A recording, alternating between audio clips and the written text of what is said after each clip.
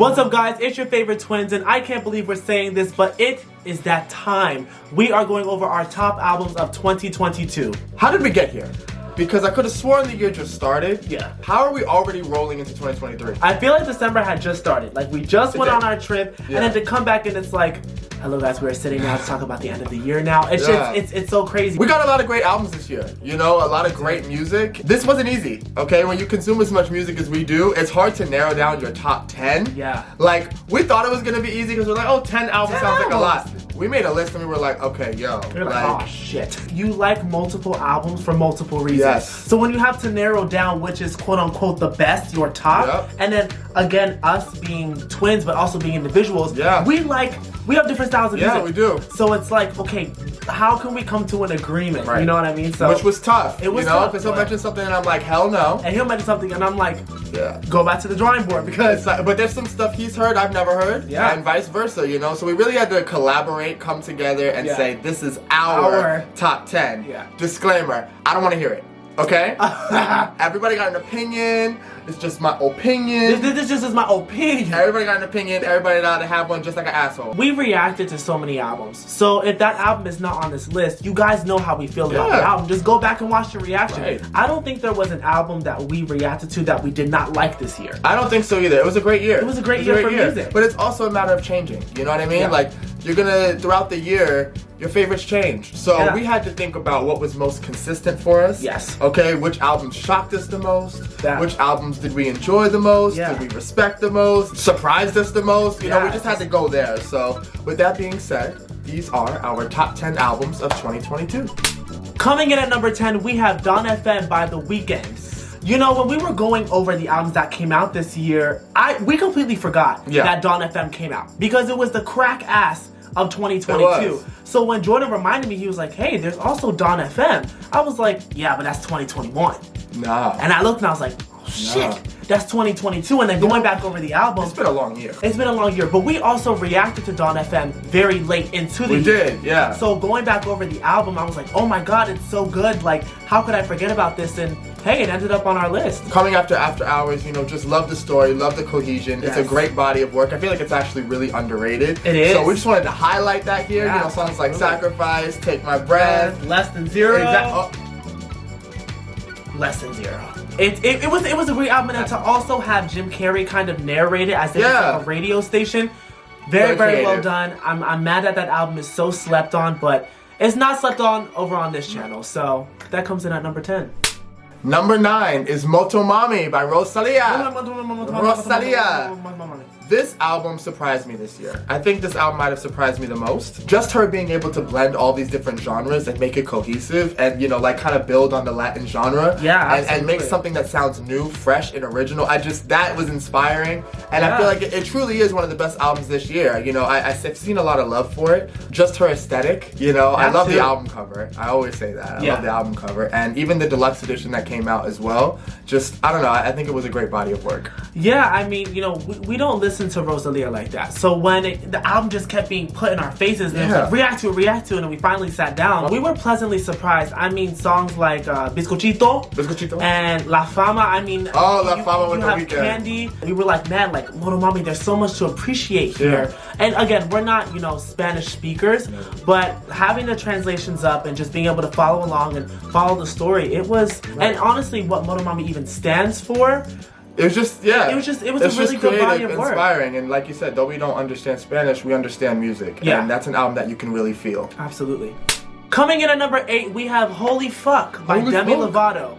And holy fuck, was this album a surprise for us. Wow. We are not rock listeners. No. We don't listen to rock. We don't listen to heavy metal. Nope. Demi was able to captivate us for 40-something minutes, have us seated, and enjoy all of it. Holy Fuck is an amazing album. I mean, first of all, it's very underrated. Songs like Substance, songs like City of Angels, Dead Friends, you know, Skin on My Teeth. Eat Me. Eat Me. I remember I said earlier this year that Demi has found their pocket, has found their sound. And it was nice to see Demi return to their roots as well. Absolutely. She is such a strong voice, you know, for this generation. We've been with Demi forever, so it was just nice to see that. Yeah. Definitely reminded us of, you know, La La Land and that whole era. And then Here We Go Again. Yeah. And I mean, the cover is so striking. So again, if you haven't listened to it, if you have, go back and listen to it. It's such a great body of work.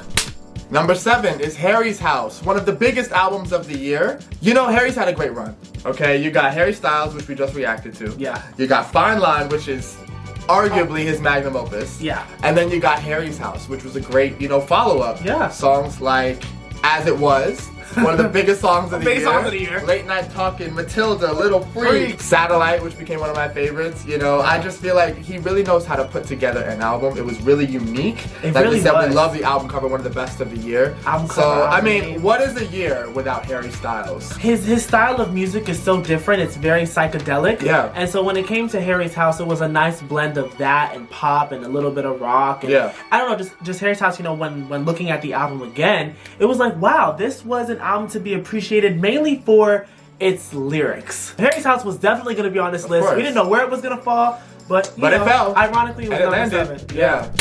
Coming in at number 6, we have SOS by SZA. And you know, you might be a little surprised because this album just came out and it's so high on our list. But that's how much of an impact it had in such a short amount of time. I absolutely love this album. I play this album on a daily. Just ask Jordan. I probably play it too much. I think coming after Control, there was a lot of pressure for SZA. 5 years? And she delivered. So SOS for me is one of the best albums. It's very cohesive. It's long as shit. I'm not gonna lie to you, but I enjoy the hour and 8 minutes. I think SOS is a masterpiece. It's the variety. Yeah. You know, you got Kill Bill, you got Ghost in the Machine, you got Too Late, F12. You got all my niggas and niggerettes. If you listen to the album, you know what I'm talking about. Okay? You know, I agree with you. I feel like SZA definitely came back strong. Yes. You know, the concept of just, you know, SOS and this album cover being in the middle of a large body of water. So isolated. Yeah, just isolated, you know, and she gets her point across, is what I said in our reaction. And we did just react to it. So if you haven't watched that reaction, go ahead after this video and watch it. Number 5, 5 Sauce 5. This is another album that surprised me this year, okay? Yes. Because there were a lot of requests for us to react, and we were like, you know, I don't know what we're getting into. But when we sat down, all right, and we hit track 3, it was done. Yeah. It was done. Blender is an amazing song. Yes. You Don't Go to Parties, an amazing song. Bleach. Older. Redline. I mean, there are so many songs on this album that have stuck with us for the entire year, so you knew you were gonna see this. You know, we're looking forward to the rest of 5 Seconds of Summer's discography because they really have, like, they are really a great band. They truly are. Just in general. I know of them from the song Young Blood, and I love, when I say love, Young Blood. So I know Teeth. And you know Teeth is my song. There is not one negative thing I can say about that body of work. They all work so well together. You can sense the chemistry. You can, the artistic chemistry. Absolutely. You can sense that they actually have something there. So if you have not listened to this album, please go check it out and start with Bad Omens. Number 4, I Used to Think I Could Fly by Tate McRae. Ooh. This was one of my highly anticipated albums this year. Because She's All I Want to Be was... Listen, that shook my world, okay? It took my world by storm. I don't know about you. It took it took his world by storm so much that it ended up taking my world by storm. It had to. You know, you got whipped up in the tornado. This album was great, and it surprised me as well because of how cohesive it was and the story that it actually told. From the intro, I could hear, like, okay, we're about to go somewhere. She's taking this somewhere, and she did. It's great pop music. It's that pop rock sound, that wave. There are great songs like Boy X on here. Like I said, She's All I Want to Be, What's Your Problem, Don't Come Back. So chaotic. I mean, listen, again, I love listening to underrated, you know, artists because they produce some of the best shit. And so when it comes to I Used to Think I Can Fly, we did not think it was going to be a concept album. No. And that's exactly what it was. It was an amazing body of work. It's actually one of my favorite album artworks of the year. Same. I think the photo shoot, the theming, it was so spot on, especially for Tate's brand and her sound. I mean, her voice just fits her. And so with this album, I mean, we loved it. And so we knew it had to be on the list. It had to. Meet Me at Midnight. Number 3, Midnights by Taylor Swift. I mean, what can you say about Midnights? It's an amazing album. It's her, 10th studio album? 10th studio album. And this thing, it did numbers as it should, because this album is so good. Listen, I played Anti-Hero so much. You did. So much. It felt good, especially after Folklore and Evermore. Yes. To kind of see Taylor go back to pop. I love Taylor in a pop bag. Yeah. So when it came to Midnights, it was nice. It was short, especially again after Folklore and Evermore. It was nice to just be able to sit down for 40-odd minutes and listen to Taylor, listen to her writing. It was an amazing album. I mean, there are so many songs on there. Bejeweled, Karma, Labyrinth, Anti-Hero, Mastermind, Snow on the Beach. Can I just tell y'all? I could go on. If you watched our reaction, you know how I feel about Mastermind. Yeah. Okay, that song right here. Yeah. That song is my heart. Absolutely. Another one that it has surprised me and quickly became my top 3, Question. Oh, yeah. That song, I play that way too much. Yeah. So, you know, Midnights is one of those albums that you sit with and your favorite changes all the time. All the time. You know, so I once again want to say kudos to Taylor for coming back on your 10th studio album and still being able to reinvent and introduce a new sound. So, one of the best albums of the year. Again, another one of the biggest songs of the year, Anti-Hero. Absolutely. So, you know, this just had to make our list. And congrats to everybody that got Taylor tickets. You gotta be a Swift bitch to stay on Taylor Swift.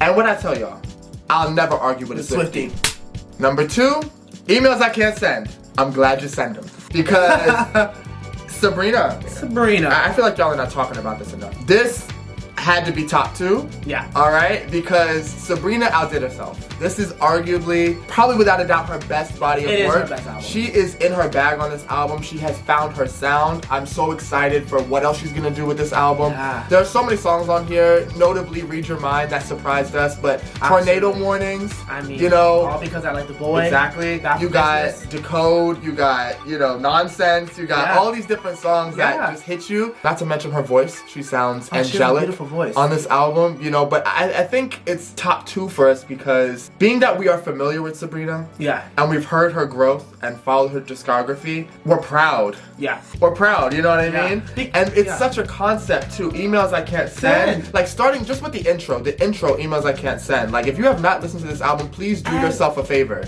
And having that not be about love, but about no spoilers. No spoilers. I'm sorry. You know, as someone that starts off on Disney, we see where their music careers go. Right. You know, with the exception of like Miley Cyrus or Selena Gomez, things like that. Yeah. So for Sabrina, it's the growth. And I love to see that she is getting the recognition that she deserves. It's an amazing album. I was so mad that we couldn't get tickets to her tour. Because I heard it was amazing. And there's no doubt that it was. So Emails I Can't Send, like I said, I'm glad you sent some. I'm hoping we got some some drafts for a deluxe edition. I'm hoping for a deluxe edition. I don't know where it is. I feel like, you know. And the vinyl. We need to get the vinyl. We do. Coming in at number 1 is none other than Renaissance. I mean, who else was it going to be? Who else was gonna be number 1? You didn't see her at 10. Nope. You didn't see her at 5. So you knew you were gonna see her at 1. Renaissance. What can you say? What can you say? First of all, let's be very honest. This was the most anticipated album of 2022, and it did not disappoint. When you have an album like Self-Titled, and then you go through such heartbreak with Lemonade, you don't know what to expect for somebody else, you know, the next body of work. So to come back with Vogue and club music, who do you think you are? Who do you think you are? Bianca, I had to, listen, this is my thing. For her to use the transitions she used, the samples she used, I found it very disrespectful. It really was. And it's a good thing I have a kink for it because she really, really hit me where I needed to be hit. You know, and I didn't know that I was into that sort of thing before this album. Such an important body of work for the culture, you know, the black community, the LGBTQ community, music. Music in general. She's such an innovator, and for her to, you know, once again open these doors, and what she's doing here is so important. She's giving so many unheard voices the exposure that they truly deserve. Absolutely. Like I said, the influences on this album, they are responsible for so much in music. The dedication to her uncle, like Beyonce creates perfection, and a lot of people like to argue she's so overrated, but she proves time and time again why she is. She's the standard. Let's be honest. Yes, Beyonce creates the standard. So when you release an album like Renaissance and it's so discreet, first of all, you dropped the album and you left. Yeah. You dropped it and said, okay, I did my job. Like, the album's not even done yet, okay? There's still some more parts left to this. This is Act 1. Again, like, you give us this, which we know took so much time and effort. Yeah. And then there's still visuals. This album was absolute perfection. I played it from top to bottom so many times. That's the only way you can play it. And like I would list like the songs. You got I'm That Girl, Cozy, Alien Superstar, Cuff It. You got Heated, which really took us by storm. That song came out of nowhere. That song came out of nowhere. America Has a Problem. Exactly. Pure Honey, Summer Renaissance. I'm gonna name the whole track list at this Virgil's point. Groove. Let's talk about Break My Soul, okay? Because I think when Break My Soul came out, people didn't really get it. I didn't get it. I'm not gonna lie. Yeah. I didn't get it. Yeah. Like, I didn't know where the album was going to go, how that was gonna fit in. Yeah. But when I finally heard it, I'm like, she was creating a masterpiece. She was creating. Absolutely. She had this vision, and she was creating this movement. Yeah. And that's the thing. Like, everyone's entitled to their own opinion. Like we said, this don't have to be your #1 album of the year. No, it doesn't. But for us, I just feel like there's so much to be respected, yes. so much to be highlighted, and because we are fans of Beyonce, not just for the sake of, bandwagon. Yeah, because she's Beyonce. But you can actually see the genius. She does it big in every single time. Every single time. And after an album, like you said, like Self-Titled Lemonade, where do you go? For her to once again reinvent, notably like Taylor, like Harry, like Demi, all these artists who reinvent themselves, she did it once again. So we gotta give respect. I will to say Beyonce. this, I will be going to that Renaissance tour. Like what? Well, you're gonna have to fight. I don't even know how she's gonna do it. All I know is that the first ticket sold for $150,000 at an auction. That's all I know. So those are our top 10 albums of the year. Notice I say ours because we had to agree. We had to agree. Okay, we had to take two worlds, put them together, and say we agree on this list. Here it is. One honorable mention for me is Crash by Charlie XCX. That was an album. Listen, I don't listen to Charlie. So to listen to this album and fall in love with it and play it as much as I did, I have to mention it because it deserves mentioning. Another honorable mention is Sonder by Dermot Kennedy, another artist I feel like is extremely underrated. Absolutely. He's got such a strong voice. It's very gritty, but it's him. It's original. Infinite Dream by Bazzi. I mean, listen, if you paid attention to our top 10 songs of the week, you know that Miss America was there almost every damn week. Yeah. Then you got albums like The Forever Story by J.I.D., got Vinyl Days by Logic. Those are kind of just like my personal, favorites. Yeah. But I want to shout out Un Verano Sin Ti.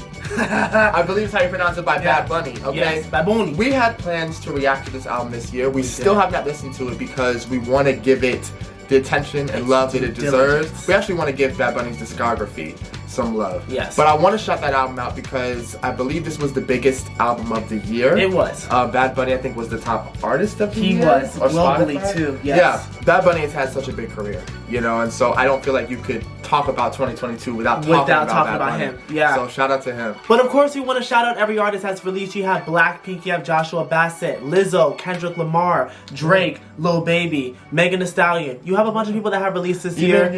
J-Hope. And yes, RM. yes, and RM. So it takes a lot to sit down, create a body of work, and release into the world. And on this channel, we respect all artists. Everybody's artistry, because it's subjective and it's individual. So just want to shout them out. It's personal. Here's to another year of great music. So yeah, like we said, it always changes. These are the top that we could agree on. There are always going to be albums that we're forgetting. So as always, we'd love to know your top albums. Go ahead and comment them down below. If you enjoyed this video, make sure to give it a big thumbs up. We love you guys. Stay safe. Be responsible. And have a happy new year.